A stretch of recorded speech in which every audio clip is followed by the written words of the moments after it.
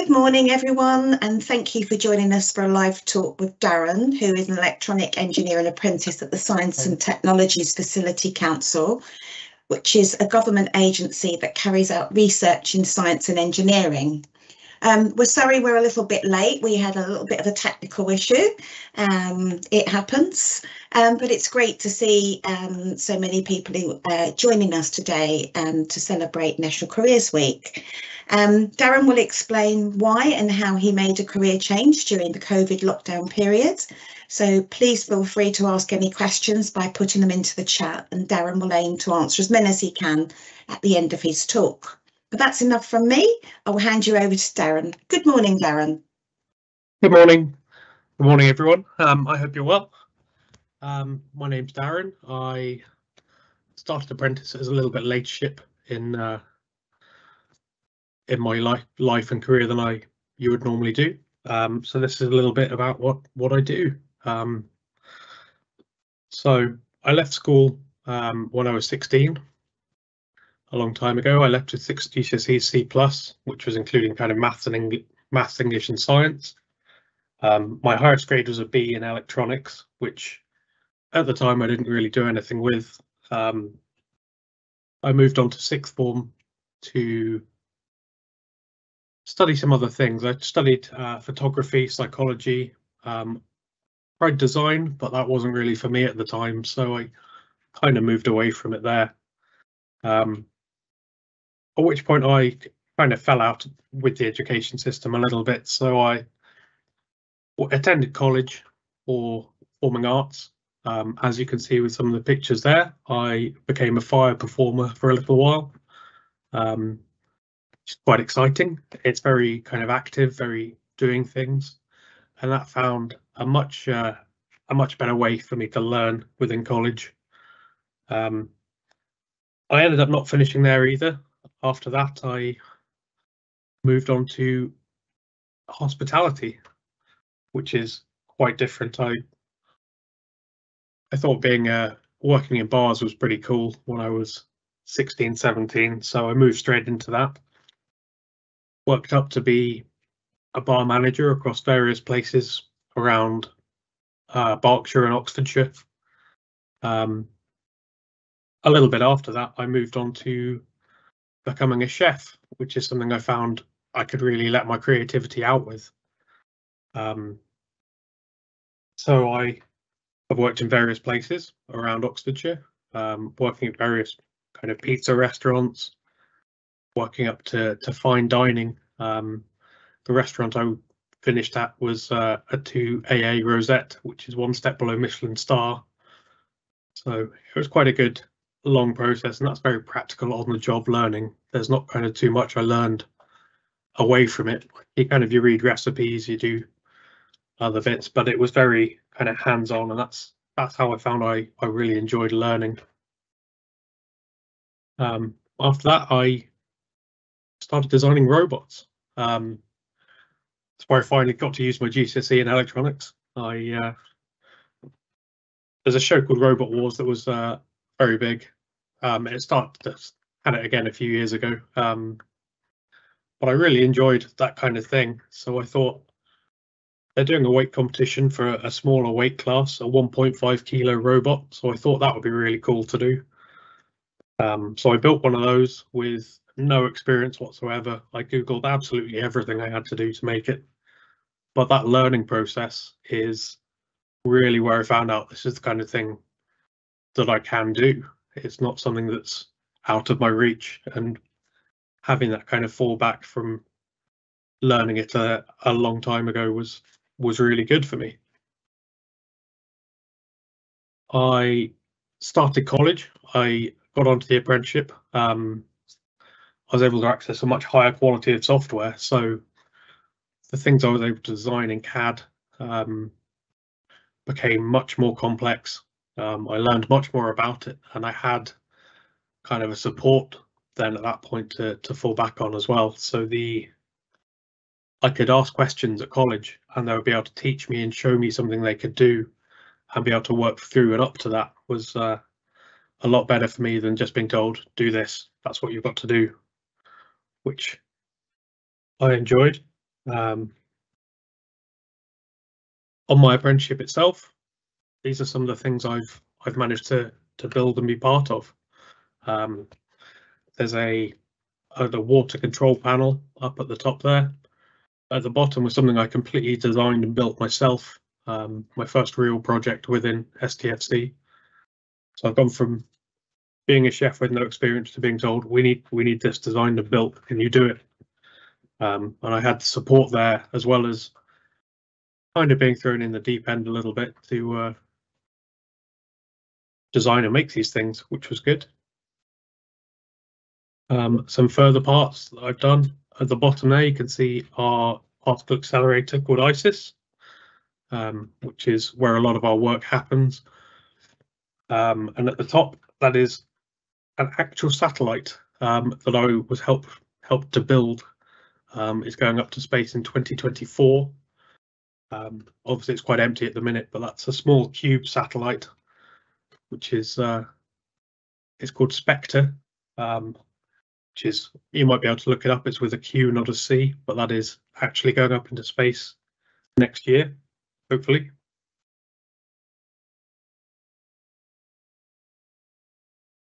There we go.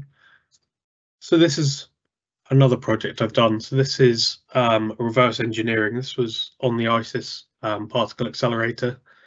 They had this board on the left. They said, we know what it does, but we have no idea how we do it. Here are some drawings from the 80s. Can you figure it out for us and design a new one? So I went through with my my colleague on the right. We went through, found everything it connected to, everything it's supposed to do, and redesigned it from scratch. As I say, up to about 2 years ago, I had no working knowledge of electronics at all, other than to make an LED flash at a certain time. And it's been great coming into it. So last year, I also took part in a CNC competition, it was a brand new skill to me. There's a charity called World Skills that put on competitions up and down the country. In a variety of things. So me and my colleague Tony, we both went up into the competition. We had 6 months of training. I managed to walk away with a bronze medal, which is fantastic. My colleague won gold. He came in with no training at that point also. So the support we're getting in our work, as well as from colleges, really helping us to learn on the job, and CNC is a massive skill in engineering. So that's been really good to learn. And we're working now with the next generation, the next year. We're coaching them up and entering those in the competition as well. So it's kind of a self-repeating cycle that not only are you getting that knowledge, you're also helping to pass it on to new people, which is fantastic. So what I'm doing next, my next placement is in one of the departments on site called Detector Group. So they build tiny little electronics that are used to go in the detectors to see what the particle accelerator is doing, really. We've got 32 instruments on site. Each of them has up to 160 bespoke detectors. So that's a constantly evolving role. As I just mentioned, the World Skills 2023 training, we're looking to bring the next cohort of apprentices through that. And I'd like to do some more of my robot, which is kind of what got me into all of this to start with. There's competitions up and down the country that do live shows, and I think it'd be really good and really enjoyable to kind of get back onto that. Thank you. I think I've rushed that because of the technical issues there, but I'm happy to do any talkthroughs or any other bits. Thank you very much, Darren. That was really interesting. We've got lots of interesting questions coming into the talk, into the chat. Good. So I'm going to hand you over to my colleague Sophie, and she will put those to you. Okay. Thank you, Darren. Okay, so first question we've got from Jodie. So what qualifications do I need to do an electrical engineering apprenticeship? So with the apprenticeship I've done, it was done through STFC and our local college supplier called Oxfordshire Advanced Skills. They look for 3 GCSEs passes in science, English and maths, were the main qualifications that we had to have, and kind of an interest in engineering. That was really what they looked for in the application process. But as a minimum, it was a pass grade in English, maths and science. Fantastic. Okay. I think it can be any science, because I know some places split it, some places do the double award, I think, still, but yeah, one of those. So sciences, basically. Yes, you just need some GCSEs in sciences. Fantastic. Yeah. That's great. So Constance, is it better to go to university or do an apprenticeship? That's the big question. Personally, I quite like the route I've done, which was to come and do an apprenticeship after I've worked in other places. I've gone out, I've got a lot of life skills, I've kind of met a lot of people, learned lots of different ways of working, and then I've come into an apprenticeship where I'm learning a lot of similar things that I would be learning at university, and I'm getting paid to do it. So that for me is a win. University has its benefits, I'm sure. I don't know all of them because I didn't go, but it's definitely a learning choice, I think, rather than a simple kind of this or this. So it depends how you learn. They both have their benefits. Yeah, that's a really good point, actually. So I've got another question that's come through. What's the best part of doing an apprenticeship? Best part is learning practically, which is probably the biggest part for me. School is very, this is why something is, but what I found on apprenticeship is this is why something is, and we'll show you why. You can find out why, because if you do it wrong, you can see it goes wrong straight away. It's kind of a very practical feedback you get from the learning process. So kind of using a lathe, you think, why don't you just use the same tool for everything? But you'll see it gives you kind of different finishes on different parts if you're using it incorrectly, and that's what I really like, is kind of the understanding behind why you do something, and that's definitely something I've gained from an apprenticeship. Great, that's really interesting. So I've got a question from Tom. How much can I earn on apprenticeship?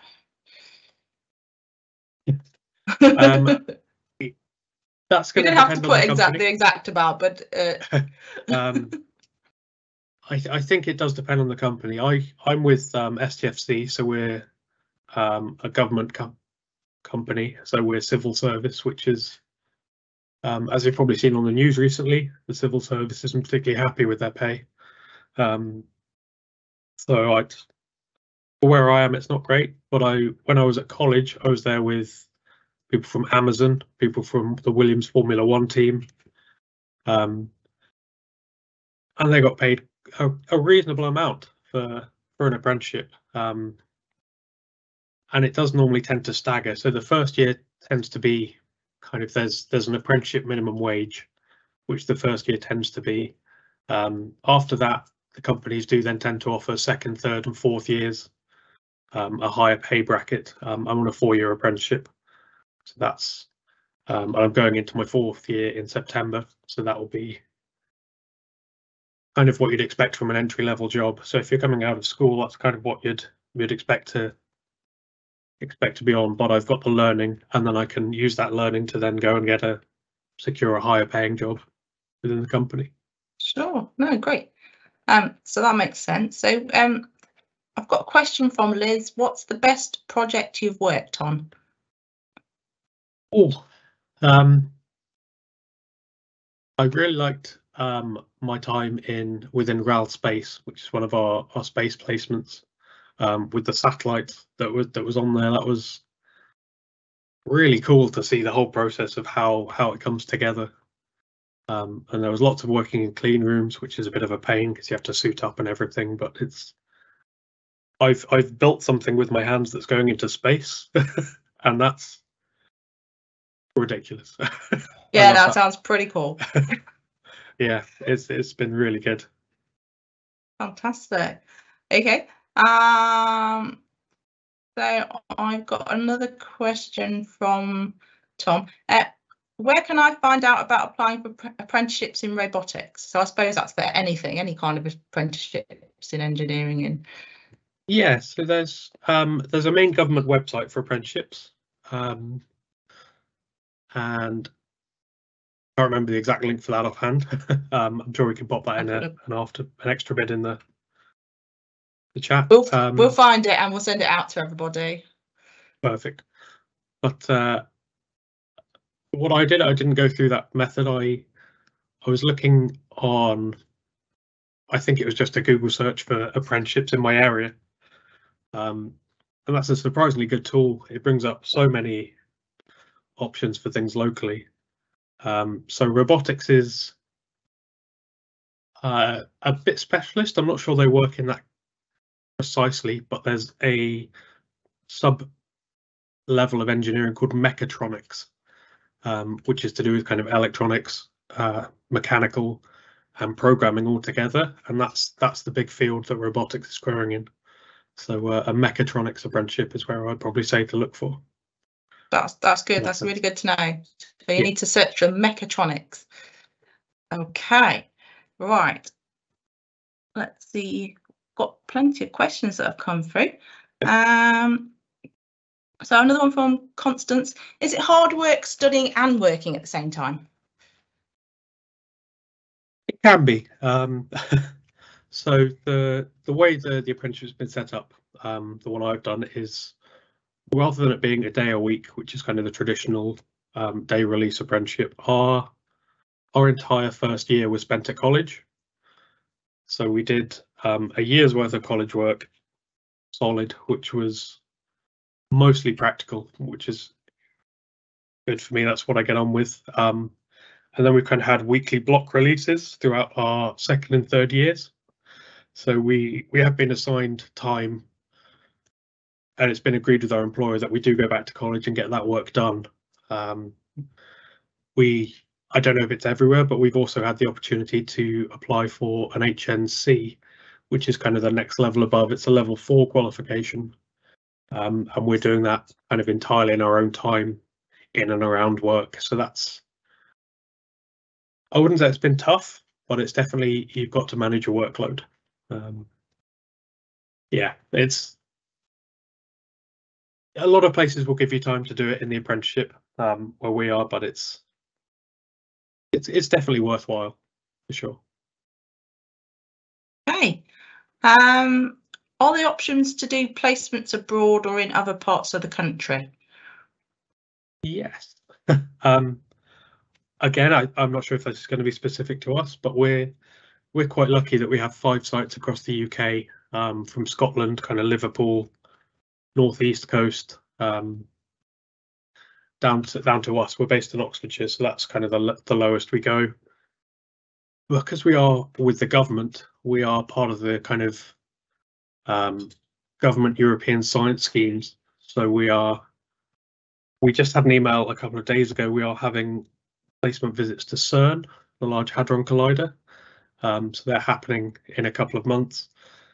There's a lot of our staff have also kind of switched between places. There's lots of accelerators across the world. I think the 2 we work most closely with is ESS, which is currently being built in Switzerland, and there is a Japanese accelerator I can't currently remember the name of, but a lot of our kind of placements can involve those, especially now things are starting to kind of open back up again, which is going to be really good. Oh, that sounds great. Really, really fascinating stuff. I think we've just got one more, unless any more questions come through. There's only one more for at the moment. What do you want to do when you've finished your apprenticeship? Well, that's that's a good question.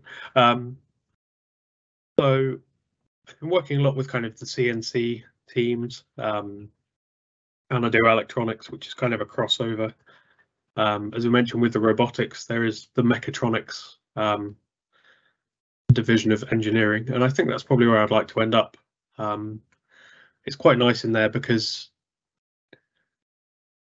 whilst it's quite a growing sector of engineering, at the minute it's still quite small teams normally, which is quite nice because it means you get to oversee entire projects.